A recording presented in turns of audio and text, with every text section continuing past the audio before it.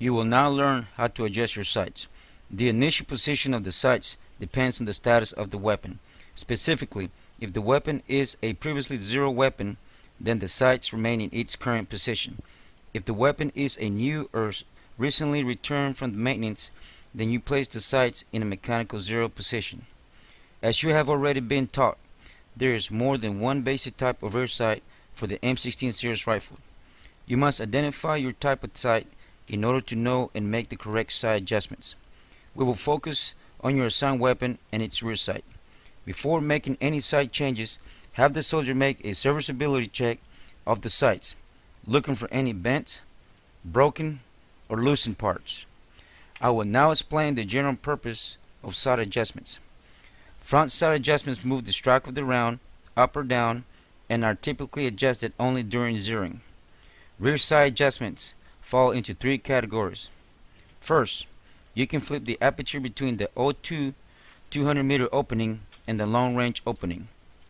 Second, you can make windage adjustments to make the strike of the round left or right. Third, you can make elevation adjustments to move the strike of the round up or down. The front sight consists of a round rotating sight post with a 4-position spring-loaded deton.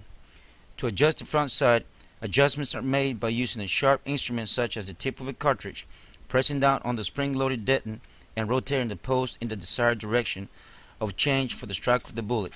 I.e., if you want to move the strike of the bullet up, you will rotate the post in the direction of the arrow, marked up or clockwise. The rear sight has an elevation knob with range indicators from 300 to 800 meters and 2 apertures for range. One aperture is marked O2 for short range from 0 to 200 meters and an unmarked aperture for normal range from 300 meters to 800 meters. The O2 large aperture is used for short range. This aperture is used only when the rear sight is all the way down. The 6/3 300 meter mark on the elevation knob is aligned with the index mark on the left side of the receiver. The unmarked small aperture is used for normal range.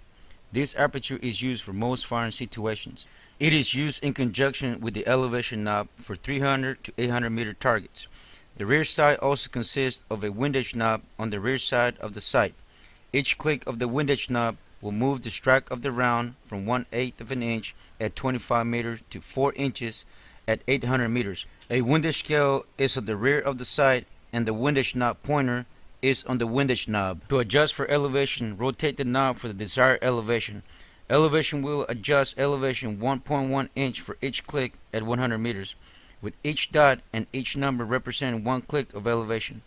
For the M16 A4, the elevation wheel should be set to Z or 6/3 plus 2. Rear sight backup iron sights adjustable for windage and elevation to 600 meters should always be kept at 300 meters mark for the grouping and zeroing the weapon.